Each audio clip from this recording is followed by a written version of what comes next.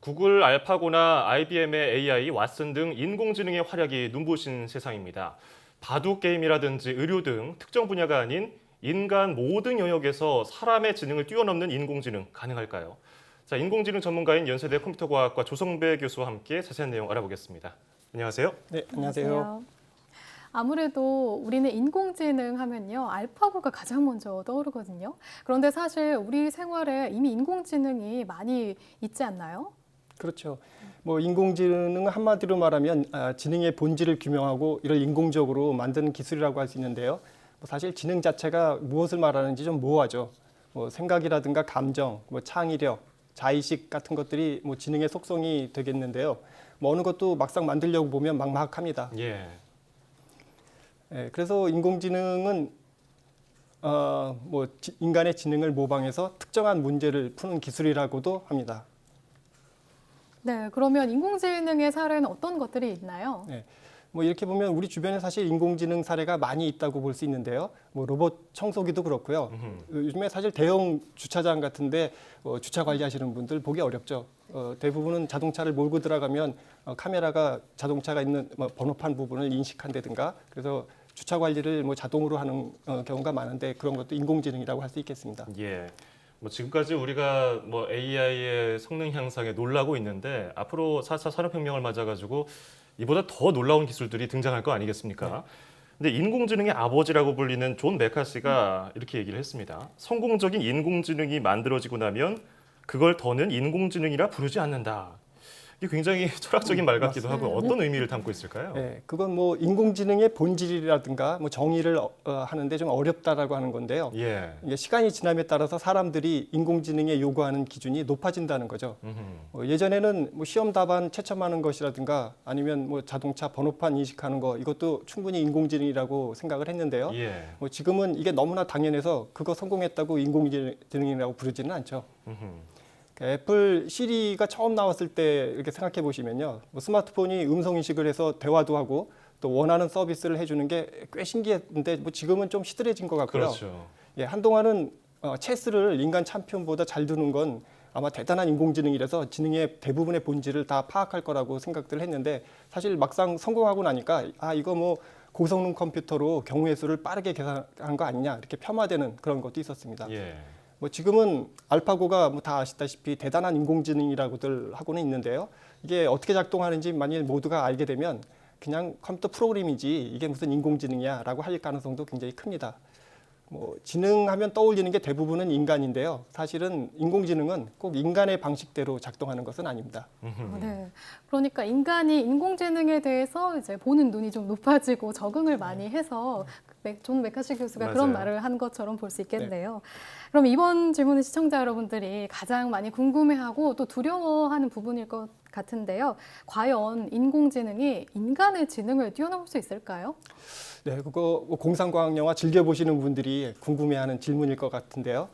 사실 이 답은 모두 알고 있습니다. 네. 이게 교통 제어를 한다든가 주식 투자를 한다든가 그런 건 물론이고 최근에 바둑이나 퀴즈 등에서도 이미 인공지능이 인간의 지능을 뛰어넘었다고 볼 수 있겠고요. 예. 다만 이제 이렇게 특정 분야가 아니라 보편적으로 모든 영역에서 인간의 인지 능력을 뛰어넘는 초지능이 과연 가능할까? 이런 건 아직도 논란의 여지가 있습니다. 최근에도 테슬라 창업자 일론 머스크하고 페이스북의 창업자 마크 저커버그가 페이스북상에서 굉장히 큰 설전이 있었고요. 근데 여러분도 알다시피 0.9라는 수는 무한히 곱해도 매우 작은 수가 되는데 예. 반면에 1.1은 몇 번만 곱해도 엄청나게 큰 수가 됩니다. 네, 그렇죠. 그래서 일단 인간의 지능을 뛰어넘는 지능이 완성되면 이게 급속도로 발전해서 기술적인 특이점을 넘는 것도 가능하지 않을까 예상해 봅니다.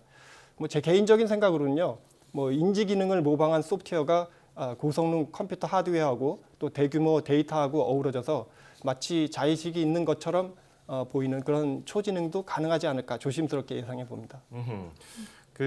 어느 정도 시점, 어느 정도 수준에 닿으면은 이제 급속도로 더 발전할 것이다.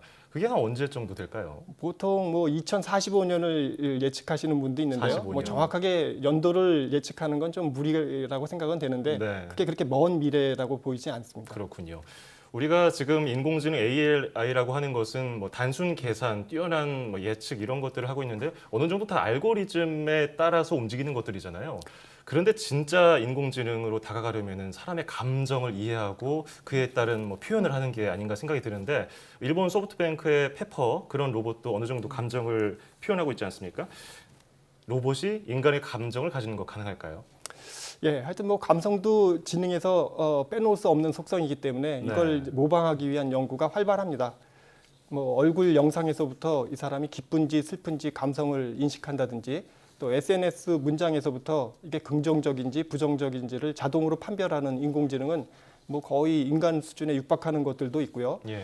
뭐 제 생각에 조만간 인간보다 더 뛰어나게 감성을 인식하는 인공지능도 가능을 할 것 같습니다. 근데 물론 이렇게 여러 정황에서 이제 감성을 인식하고 또 감성을 갖는 것처럼 보이는 인공지능이 성공했다고 인간이 감성을 갖는 것하고 꼭 똑같을 것 같지는 않습니다. 예. 사람이 감성을 갖는 것하고 이게 좀 다른 방식으로 감성을 갖는 것처럼 보이는 인공지능은 충분히 가능할 거라고 봅니다. 네, 이 사람의 감정을 인식하고 감정을 갖는 것처럼 보이는 것은 가능할 것 같다. 네, 말씀해 주셨는데요. 그럼 이렇게 기술이 계속해서 개발이 돼서 사람의 뇌와 인공지능 컴퓨터가 정보를 교환하는 방식도 가능할까요? 예를 들면 뭐 기억이나 이런 부분이요. 그게 뭐 뇌과학자들이 노력해서 뇌의 구조라든가 기능에 대해서는 상당히 잘 이해하게 뭐 된 건 분명한데요. 아직도 갈 길은 멀다고 봅니다. 뭐 사람들 대상으로 직접 실험하는 건 좀 위험하기 때문에 주로 원숭이 같은 동물의 뇌에 전극을 꽂아서 이제 생각하는 걸 읽어서 옆에 있는 로봇 팔을 움직여서 뭐 바나나를 잡도록 하는 등의 결과도 뭐 있기는 합니다. 그렇지만 뭐 기본적으로는 이게 뇌의 생각을 직접 읽었다고 하기보다는요, 뭐 특정 과제를 수행할 때 뇌에서 관측할 수 있는 활성화 패턴을 기능하고 이렇게 결부시키는 그런 수준이라고 보입니다. 예.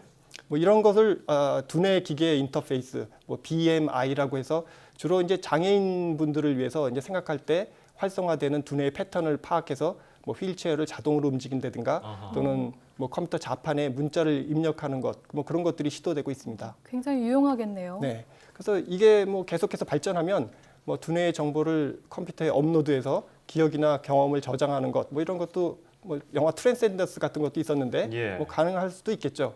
근데 실제 이런 것들을 하려고 커넥텀 프로젝트라고 해서 인간의 뇌지도를 작성하는 연구도 진행되고 있습니다. 근데 뭐 이게 단순한 활성화 패턴을 실제 그 사람의 기억이라든가 자의식하고 연결하기 위해서는 한 단계 높은 수준의 기술이 필요하지 않을까 싶습니다. 예. 뭐 그냥 우리가 단순히 생각했을 때는 차곡차곡 단계를 밟는 것 같은데 언젠가는 어쨌든 설명해 주신 대로 뭐 감정도 교류하고 정보도 주고받고요. 근데 낙관론이 있고 비관론이 있습니다. 교수님은 어떻게 보세요?